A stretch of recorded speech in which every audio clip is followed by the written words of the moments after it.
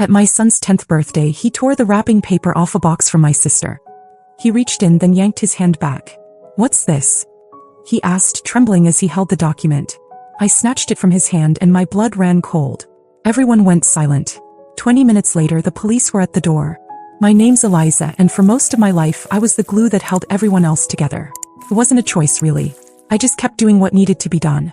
When my sister racked up credit card debt, I helped her consolidate. When our mom's roof started leaking, I covered it. When my dad needed a car to get to his new job at 63, I co-signed the loan. And when my sister couldn't keep up with her mortgage, I paid it for 4 years. All while raising my son, who was everything to me. He was my second child. My first. We lost him in the hospital after 3 days. I don't talk about it much.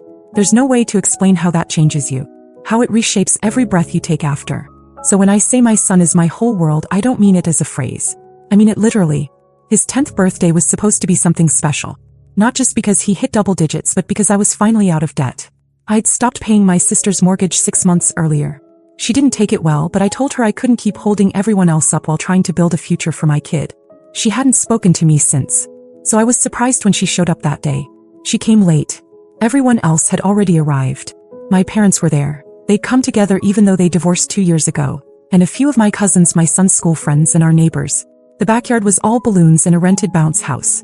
My son was halfway through a cupcake when my sister walked in holding a large, perfectly wrapped box. She smiled like nothing had ever happened. No mention of the 6 months of silence. Just walked over, kissed my mom, waved at the guests, and handed my son the gift. He looked at me first. He was hesitant. That was unusual for him. He's always been so open-hearted, so trusting. But something about the way she handed it to him unsettled him. So he took it. He tore the paper off quickly. I remember I was refilling drinks at the time, but the room suddenly got quiet. No music, no chatter. Just silence. I looked over and saw him holding something in both hands, arms stiff, frozen like a statue. He didn't smile. Didn't laugh. Just looked at it, confused. "What's this?" His voice cracked a little. I walked over and he handed me the paper. It wasn't a toy. It wasn't a card. It was a legal document. I thought maybe it was a joke, some kind of weird prank. But when I read the first few lines, I felt my legs go weak. It was a custody petition, with my sister's name on it. Filed, stamped, signed. I snatched it from his hands and read faster. My sister was suing for emergency custody of my son, claiming that I was mentally unstable, that I'd endangered him, that she had evidence I was unfit. I looked up. My parents were staring at me like I was the problem. My mom wouldn't meet my eyes. Then my sister said something. I still remember it word for word. "You should have kept paying the mortgage." My ears rang. People started murmuring. My son clutched my leg and asked if she was taking him away. And I was so stunned I couldn't even answer. 20 minutes later, the police arrived. I don't even remember calling them. I thought maybe someone else had, one of the neighbors maybe. But when the officers walked into my yard, calm but serious, I knew it hadn't been for noise. One of them asked for me by name. They had copies of the same document I was still holding. And a note attached. A report filed with Child Protective Services just 3 days before. I hadn't seen it. No one had contacted me. They asked me to step aside and talk. I said no. I wasn't leaving my son's side. Not after what had just happened. But they were gentle. Too gentle, like I was already labeled the unstable mother. My heart was beating so loud I couldn't hear anything else. I remember holding onto my son's shoulder like if I let go, they'd physically remove him. My sister stood nearby with her arms crossed, a smug smile like she'd already won. My mom whispered something to my dad and nodded toward the police. Neither of them said a word in my defense. One of the officers took the document and stepped away to call in, checking the legitimacy. The other stayed with me, asking if I was willing to cooperate while things were clarified. I didn't scream or argue. I just asked one thing. Is this real? Are you telling me she can actually do this? He didn't answer right away. While they waited for confirmation, the tension grew. One of my cousins was trying to escort the kids back inside to keep them from seeing too much. Some of the adults were pretending not to look, pretending not to whisper. My son was standing completely still like he was afraid to breathe. Then my sister walked over. "I thought you should know," she said loud enough for the officers to hear. "I spoke with a judge last week. Everything is in motion. You're done, Eliza." I snapped. I stepped forward and for a second I wasn't even thinking. Just reacting. The officer blocked me gently and the other came back over with an update. The documents weren't fake. Not at first glance. The system showed they'd been filed. Not yet processed fully, but enough that the police were required to respond. Because the report from CPS made it seem urgent. Dangerous. She'd claimed I was having episodes. That I'd left my son home alone multiple times. That I had a history of depression I hadn't disclosed.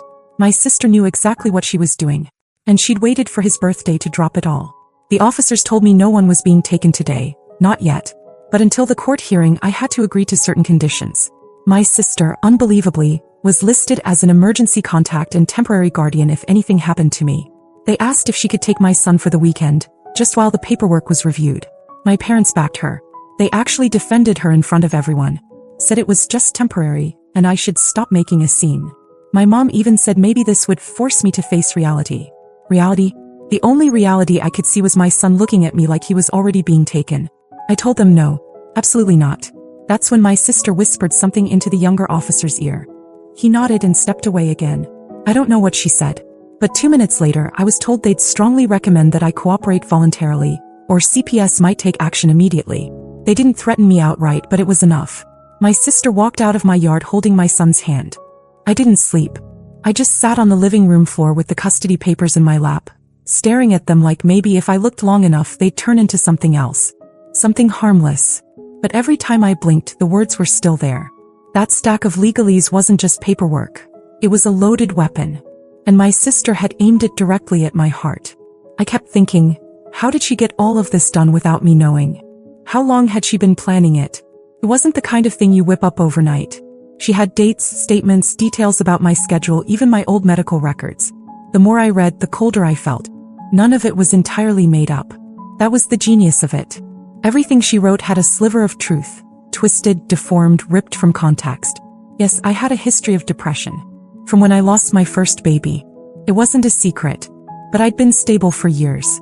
My doctor even wrote a letter confirming it when I applied for a teaching license. She had taken that old pain and repackaged it as instability. Claimed I had erratic episodes. Claimed I screamed at my son. That I'd left him home alone multiple times. That never happened. Never. I was at the police station first thing the next morning. I asked to speak with someone, anyone who could walk me through what was happening. They were polite but passive. They kept telling me I had to let the process play out. They said her documentation was in order and that a custody claim, even an emergency one, didn't mean I was being permanently separated. They made it sound procedural, like I should be calm, rational, cooperative. I told them she was doing this because I stopped paying her mortgage. I told them it was revenge, not concern. They nodded like they'd heard 1,000 versions of that story. I asked where my son was. They said officially he was with a temporary guardian for 72 hours, under CPS observation. That guardian, of course, was my sister. She hadn't taken him. She was complying with the system. They kept using that phrase. Complying with the system. My hands shook the whole drive home. I called CPS next. I thought maybe I'd get further with them. But again, the same wall. They said an investigation was underway. They said I would be contacted soon. When I asked what the accusation against me was, they told me the report claimed I was emotionally unstable and had endangered my son by neglecting his needs. I asked for the evidence. They said it would be reviewed internally. Everything felt backward, like I was guilty until proven innocent. Then I called my parents. No answer. I called again. And again. Still nothing. I drove to their house. My mother opened the door halfway. She didn't invite me in. She looked tired, like she'd already decided how this story ended. She told me I was being dramatic. That I was escalating things. That I needed to let it play out and not make things worse. And the way she said it, like she'd rehearsed it. Like it wasn't even her words. I asked her straight up if she was siding with my sister. She didn't answer. I walked away without another word. By noon, I was meeting with a lawyer. His name was Ron. Older guy. No fluff, just facts. He read through the documents with a strange calm, then said one sentence that changed everything. This smells like fraud. He got to work immediately. Started making calls, looking into court filings, verifying names, checking dates and license numbers. Within 24 hours, we had confirmation that the notary listed on the documents didn't exist in the state database. The judge's signature, the one that had made the whole petition look official, was forged. My sister had taken an old legal document, copied the layout and inserted new claims, dates and her name. She filed it through someone she knew at the courthouse, hoping it would sneak past the radar long enough to seem legitimate. She wanted the system to believe it was real, long enough to scare me or win by default. Ron filed an emergency injunction. We notified the court. I submitted a restraining order request and contacted CPS directly with my custody records, health clearances, and character references from 2 school administrators and my employer. But none of that meant she had to return my son immediately. That's the part no one tells you. You can be right. You can have proof. But the system doesn't fix itself overnight. Especially when there's a child involved.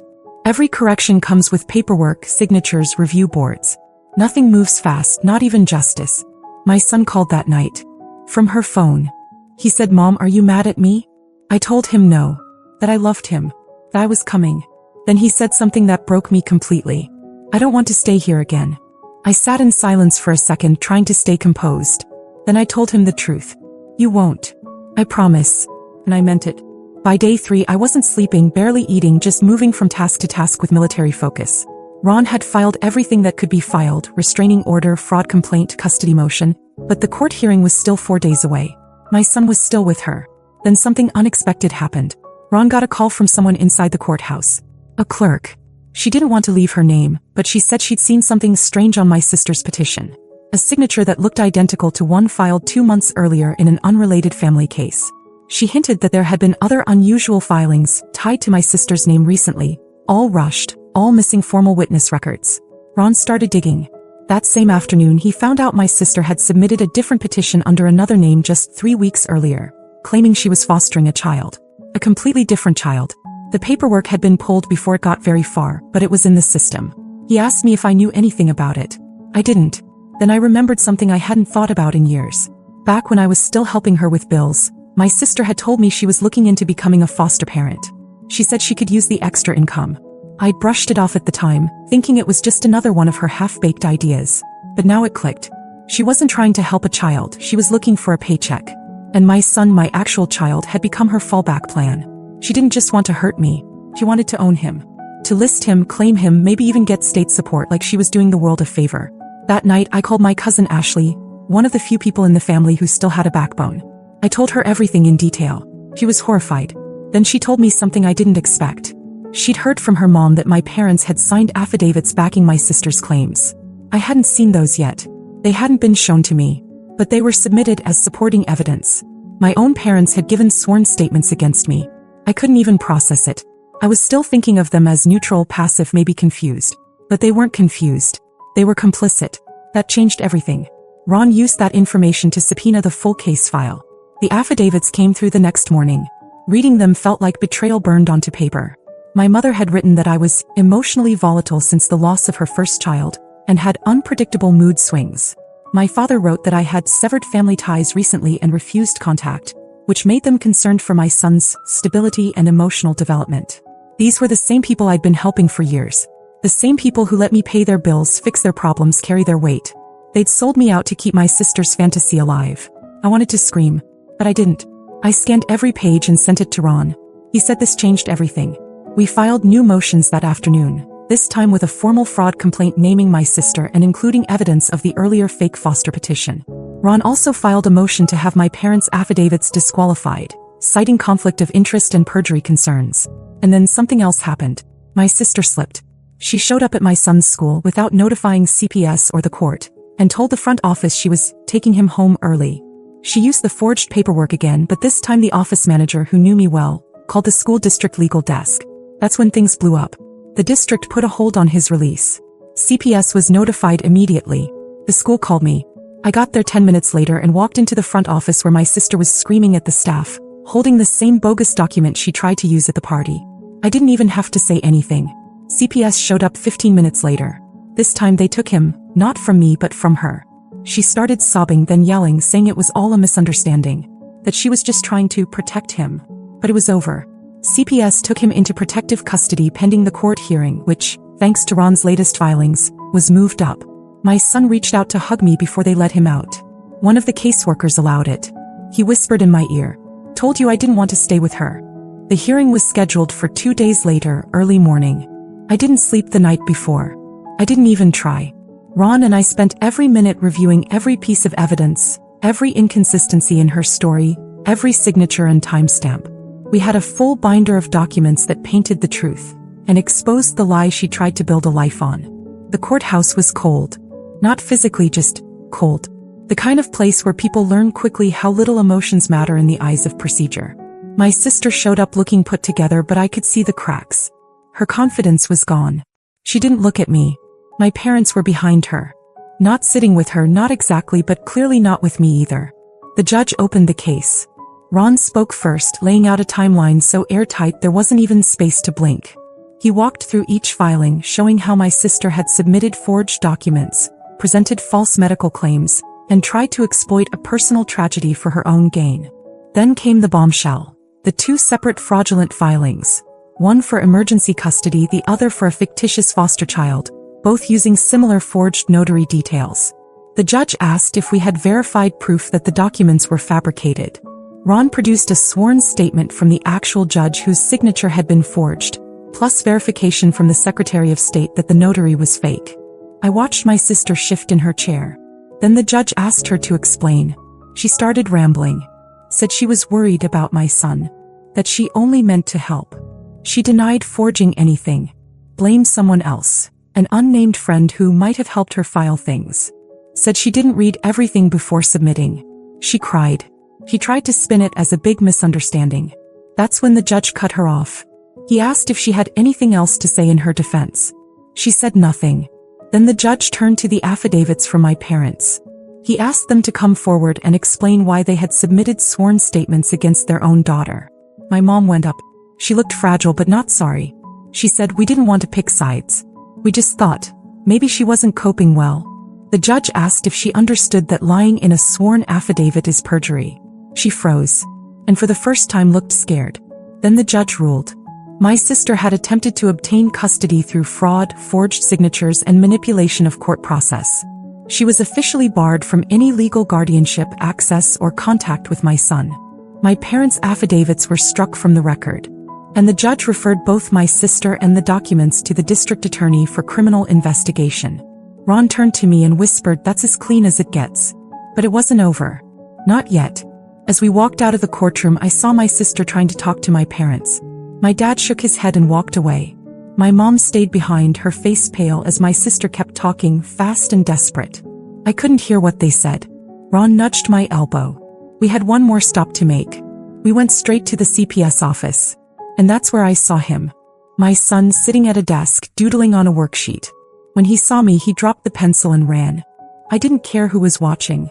I held on to him and promised I'd never let anything come between us again. And I meant every word. Bringing him home was quiet. No celebration, no cake like we'd had the week before, no bounce house. Just silence, safety, and the overwhelming relief of knowing he was back where he belonged. My son asked if she would come again. I told him no. That part of our life was over. The criminal investigation against my sister moved fast. The forged judge's signature, the fake notary, the previous fraudulent foster petition. It was enough for the DA to press charges. She tried to play the same game in court, blaming mysterious friends and vague confusion. But the system wasn't buying it anymore. She was found guilty of filing false legal documents and attempting to commit custodial interference. The sentence wasn't long, probation, fines, community service, but the label stuck. She lost any legal right to ever pursue guardianship again. Every record bore the truth now. Her name was tainted. My parents didn't take it well. I thought maybe they'd apologize. Realize how deeply they'd betrayed me. Instead they went silent. Months passed. Then one day I got a letter from my mother. A full page of excuses. She said she didn't really believe my sister, but felt pressured to support both daughters. She said she hoped in time we could all be a family again. I didn't reply. That part of my life was closed. I moved. Not far, just enough to be out of reach. Changed my number. Tightened every legal loop. Full custody reaffirmed. Emergency contacts updated. School records sealed. I even updated my will. At my son's next birthday we kept it simple. Just us and a few friends. A quiet party, a new bike, and a small chocolate cake. He smiled the whole time. And for the first time in over a year I did too. I've learned that blood doesn't guarantee love. That loyalty isn't something owed, it's something earned. My sister learned that lies eventually collapse. My parents learned that staying neutral is just another form of betrayal. Me. I learned to draw boundaries like stone walls. No one uses me again. No one uses my love as a weapon. And no one comes for my child. Not ever again.